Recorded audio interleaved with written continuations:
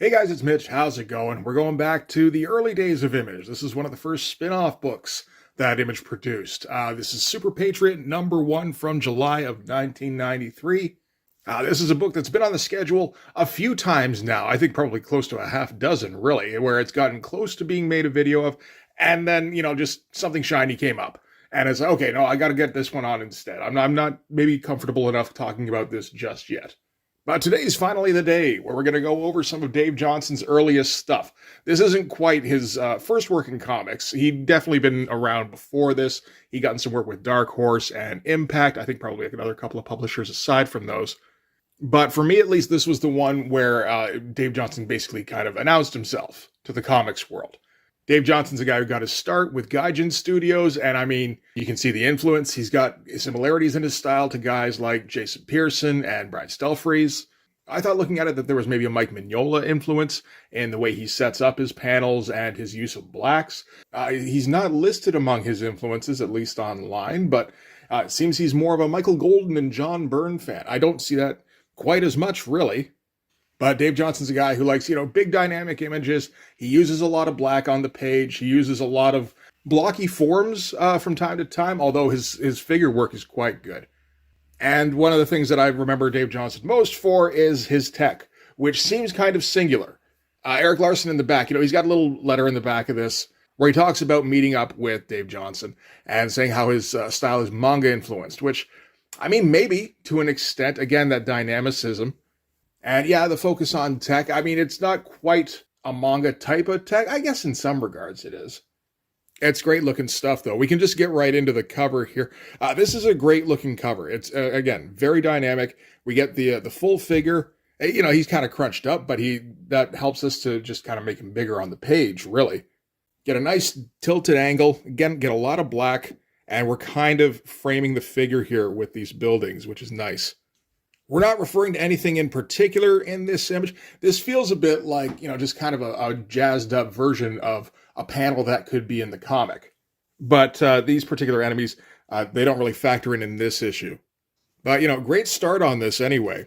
And, nice bold colors and everything. I feel like Dave Johnson's style kind of lends itself to that.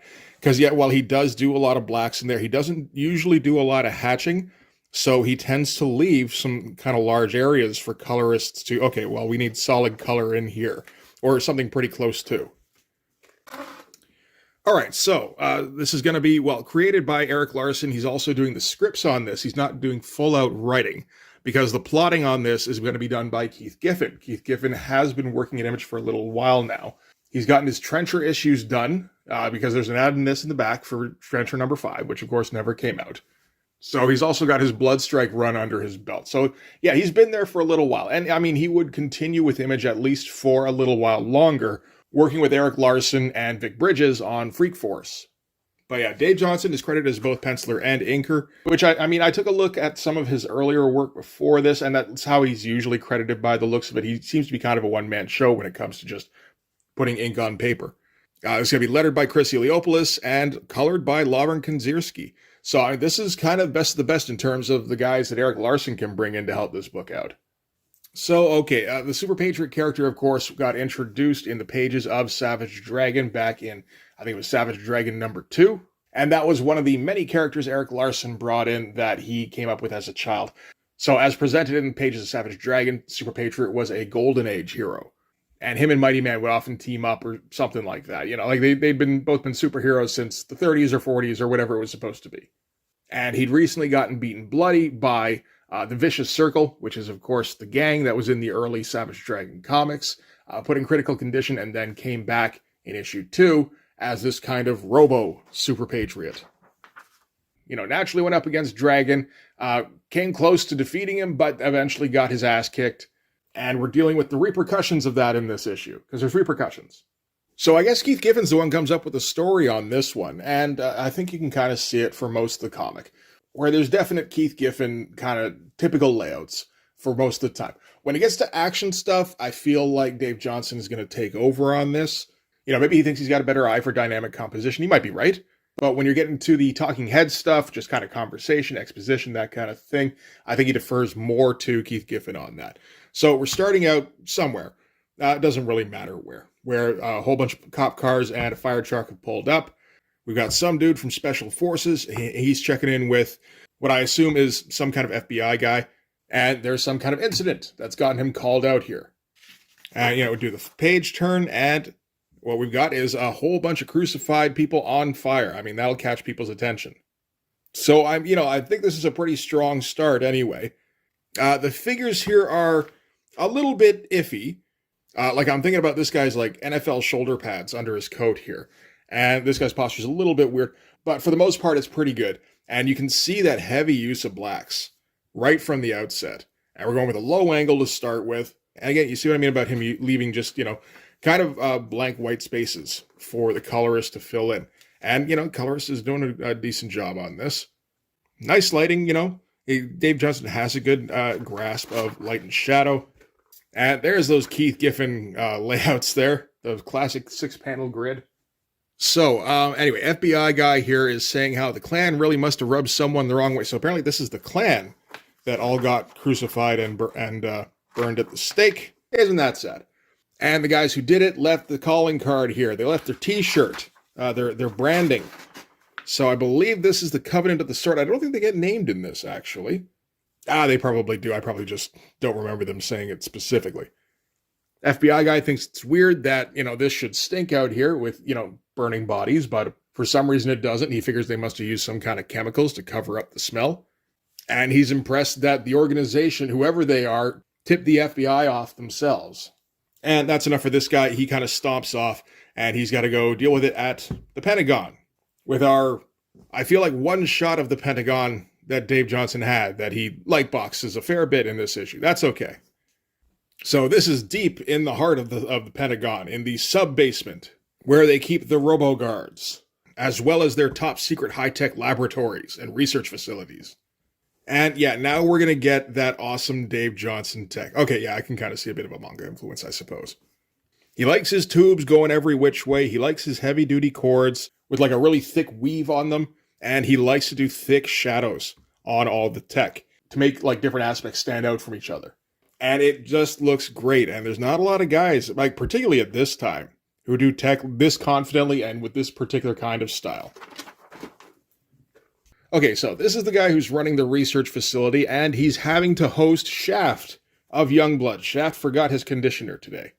Again, faces are a little bit weird in early Dave Johnson comics. It's not bad. It's just, it fits in his style at least, and it's not as though people are making weird expressions or anything. It just looks a little bit off sometimes. So he's checking in on the Super Patriot project. He's heard about it. He doesn't like the sound of it because it sounds like, that there's a man that they're experimenting on and doing weird science shit to. So he's checking in on this. The doctor takes him down to the Super Patriot section, the Super Patriot wing of the research facility. And then we get the reveal of Super Patriot. Again, it's fucking awesome. And in no small part because of the tech, but also just how good he is with the shadows at this point. The shadows is what makes this shot here. It would be awesome either way. If it was fully lit up, it had sitcom lighting, it would still be a pretty cool looking shot, but the shadows just kind of push it over into holy shit territory. Again, that's the kind of thing you could put on the cover if you wanted to, or some variation of this. This works also just as well. There's a lot of good covers in this series, actually. My personal favorite is issue 3. But anyway, so Shaft sees Super Patriot in this crazy fucking contraption, and he's horrified by the sight of it. So apparently the deal with Super Patriot at this time is that, he was critically injured, and then Cyber Data either stole or bought his body or something like that. They were the ones who upgraded him, and they obviously would have had to have done something to his personality in order to do that. And Cyber Data is kind of known at this time for doing some kind of mind control shit anyway, kind of reprogramming, that kind of thing. So the Pentagon guys have got Super Patriot hooked up to this machine because they're kind of trying to assess what exactly his state is. They know he's man merged with metal, and that there's maybe more computer programming than actual personality in Super Patriot right now. So they're trying to kind of figure out where exactly he stands, whether he's just a weapon, whether he's somebody that they can revive. And it's it seems to be leaning more towards weapon territory at this point. Shaft doesn't like it, but he doesn't have authority to take over control, so he just kind of has to roll with it and keep saying that this is fucking gross, man. Meanwhile, somewhere else in the Pentagon, the special services guy from earlier on in the comic is making his presentation to his special services peers. So he's letting them know, oh shit, they say it right there, Covenant of the Sword. Yeah, no, I just forgot. So he's filling in all of his buddies about what the Covenant of the Sword is and how, like, it's pretty bad news because they've never heard of them before this. Although there's been some weird shit going on in the background that they kind of suspected had something to do with some kind of terrorist organization that they couldn't identify. He says up until now, they've usually confined themselves to the usual terrorist practices, such as, I suppose, bombing the UN building in New York. Again, more of that tech. Whenever you got to put any kind of light source in this comic, you know what? Might as well make it some of that weird tubey tech.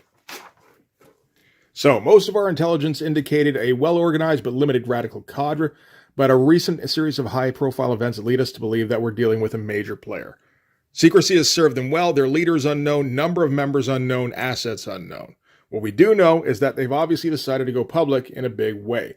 So, like this is their first big opening, kind of like here we are show. He's wrapping up. He's like, gentlemen and ladies. And we do have to focus on her for a second because she will turn up more later on in the comic. He's like, they've hurled down the gauntlet. We have to respond in kind. If I might suggest a plan of action. And then we got to cut to like butta.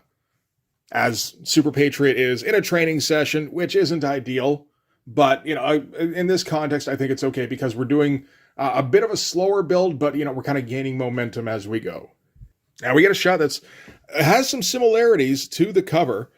We get him mid-flip, we get him firing, we get the great tech on his arms here, that kind of like transformer tech. Get him shooting apart all sorts of little tin soldiers here. Yeah, I guess there is some similarities there. It feels like there's something off with the page count because we seem to keep getting reveals when they should be on the page turn. Like this one here.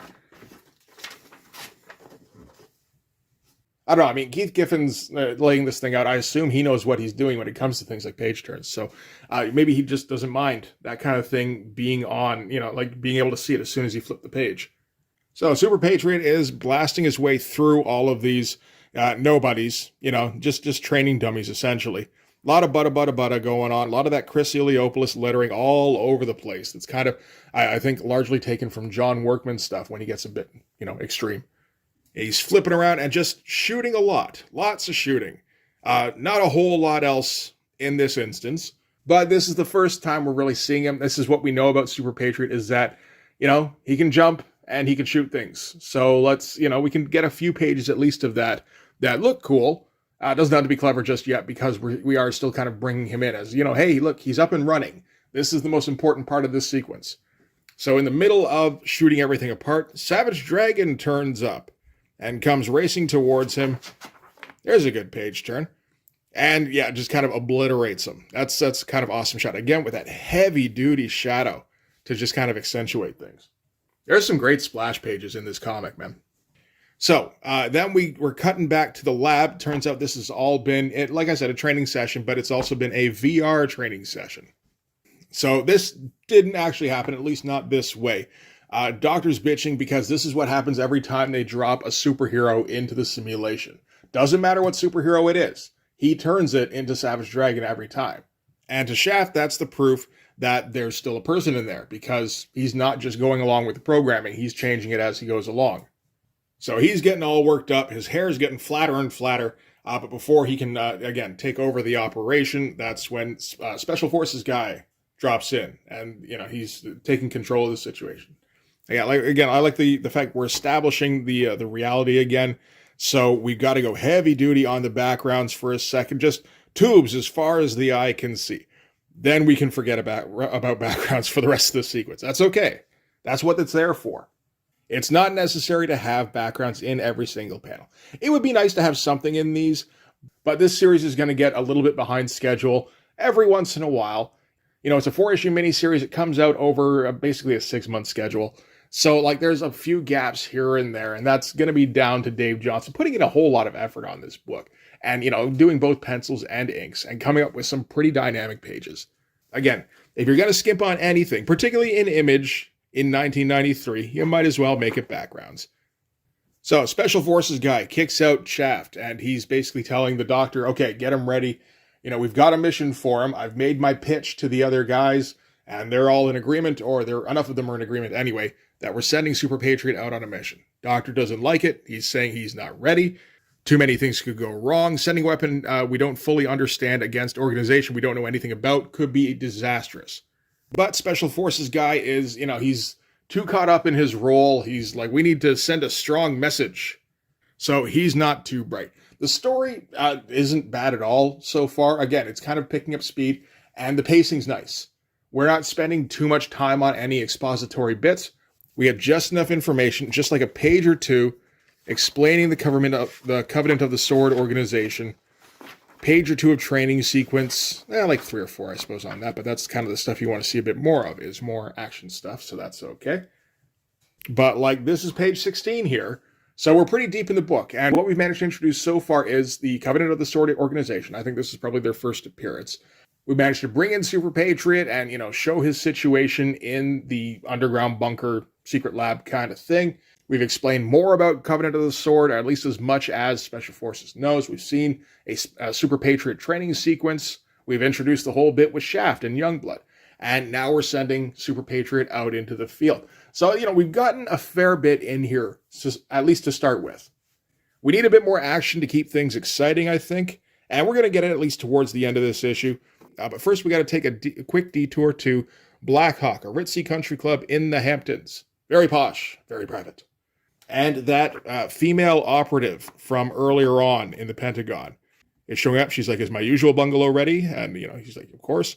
So she goes in, opens up the closet, punches in the code in the secret panel in the back, and it turns out this is the Covenant of the Sword hideout. So their hideout is underneath a posh resort in the Hamptons. I'm sure that this is an organization we're supposed to take seriously. All right, so she gets in her uniform. She goes downstairs. There's a whole lot of tunnels under the Hamptons. And the Covenant of the Sword has their own secret laboratory. Again, heavy-duty blacks. Love it. Just going extreme lighting on this. More of that tech hanging from the ceiling. So they go to the same place to get fixtures as the Secret Service. And she's going to explain to their leader that Super Patriot has been sent out of the field. So she's acting as a double agent. And she's able to tell the leader exactly what the plan is with Super Patriot. She's like, they're treating the incident as a standard terrorist action. The response is to strike back in kind. They have no idea what they're dealing with. And the leader says normal, stupid, supervillain shit. Then we must teach them not to underestimate us. It's like, why would you want to teach them that? Then next time they won't underestimate you. If nothing else, make them think you're stupid so that they keep acting stupid in response. So yeah, leader guy he's like this Cameron Hodge guy in this floating, I don't know, multi-directional jetpack / life support system. I'm not sure exactly what it is. But she knows where the retaliatory strike is going to take place. She says it's against the facility that we agreed would be made known to the world agencies. So again, they're feeding the information to the feds so that when they strike back, they're striking back at, a predetermined location so that they can get ready. And, supervillain guy says they hope to teach us a lesson. Any teaching done tomorrow will be done by us. And it's a little bit silly. I mean, most of the people in this talk like people for the most part. This is early Eric Larson, where he was kind of, restraining himself. And I feel like he just kind of went, fuck it, this guy looks ridiculous anyway on this one. I do like the big blown up version of this art here, only with different coloring. Way to go, Lavra Kanzierski. Way to make that more dramatic. All right, so we're cutting to some beachhead somewhere in a small Caribbean island the next day, 0600 hours. Super Patriot comes walking up out of the waves. He's just kind of walking around. He notices this gold Quinjet-looking thing flying around the island and starts gunning after him here. And again, every time we got to get dynamic. Well, most times when we're going to get dynamic, Dave Johnson is going to get kind of heavy with the shadows. And it usually works pretty great. And he's also doing you get the click-clack, click-clack, click-clack as his arms are turning into guns. But, all these panels, individually, they're pretty great. They're pretty great single images. It looks like Super Patriot takes a shot at one of them. I think what's happening is he's shooting at one while another one flies in. Because that part's not 100% clear. But anyway, the first jet comes down, big explosion, big silhouette, big Chris Eliopoulos lettering in the background that we're going to mostly obscure with the different panels here. Doesn't matter. You know it's Badoom. So a second jet comes in, and they're like, steady. They don't want him dead. We're supposed to hurt him.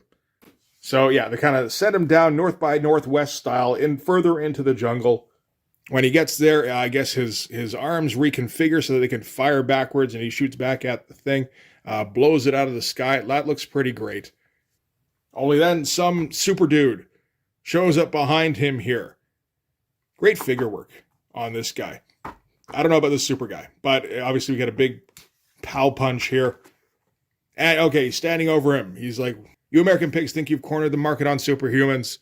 That's not necessarily so. You're just failing to see the whole picture. And of course, Super Patriot is changing him to Dragon in his mind. So we're going to get kind of a Dragon versus Super Patriot rematch in the next issue. But really, he's this not particularly well-designed looking supervillain.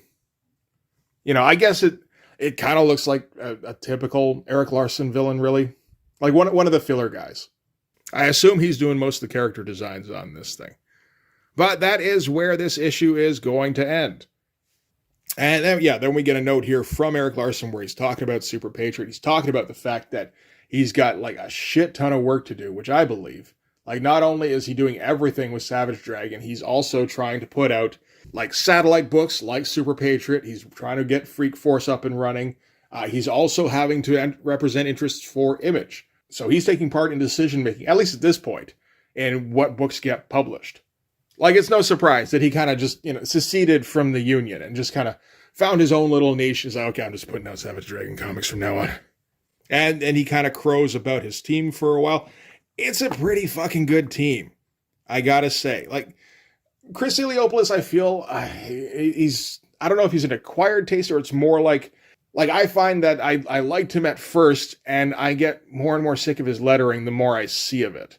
He feels like a one-trick pony, where he can do the big blocky sound effects, or he can do the jagged sound effects. And that's kind of it.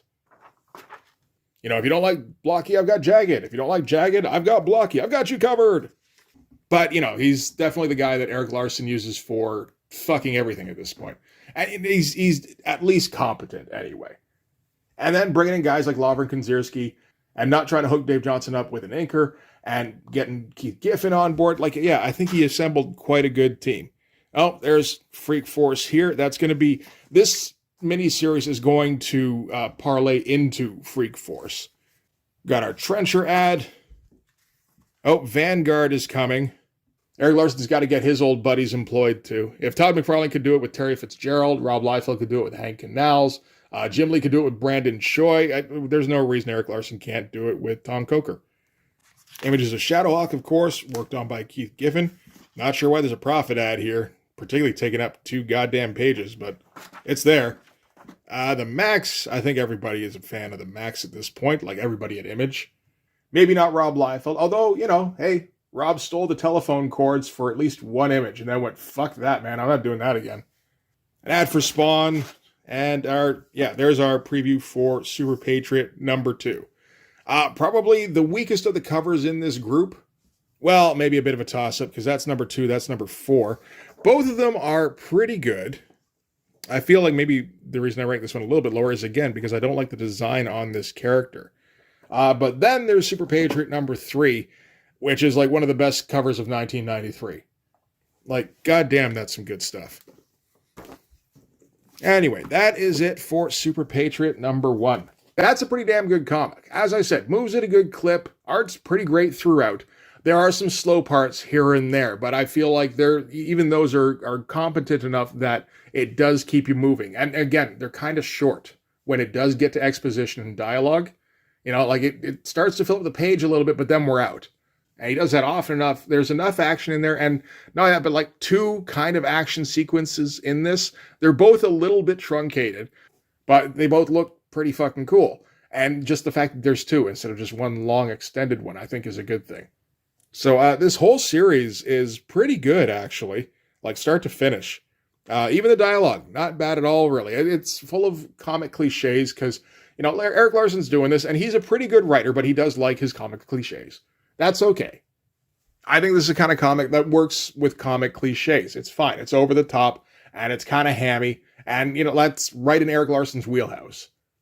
I decided to go through the entire series before doing this. I realized it's the first time I've read issues 2 through 4. I never picked them up back in the day, which kind of surprised me.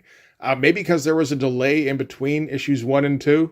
You know, you go back the next month and number 2 is not there. You go, okay, maybe that's coming out. It's Image in 1993. It might come out in 1995. Who knows? I'm still waiting on Tribe number 4. But yeah, it's a bit of a shame I didn't read more of this back in the day. I think I would have dug it. There's a lot of good stuff in there, and there's, you know, more good stuff in the later issues, which I'm considering, you know, maybe we'll go back and check out number 2 at some point. I think it's worth at least spending a little bit of time with, so maybe we'll do that. For this one, though, that is going to do it. Thanks very much for watching, guys. If you like the video, please hit like. Helps with all the algorithm stuff. If you want to see more, hit subscribe, and if you really want to help out, in the description, there's a link to my Patreon. If you hit subscribe there, that'll give you access to everything I do, so all sorts of videos, all sorts of Blood Force comics. You can also follow me on Instagram and DM me there for commissions. So yeah, that'll do it. Thanks again for watching, guys. I'll see you in the next one. Bye-bye.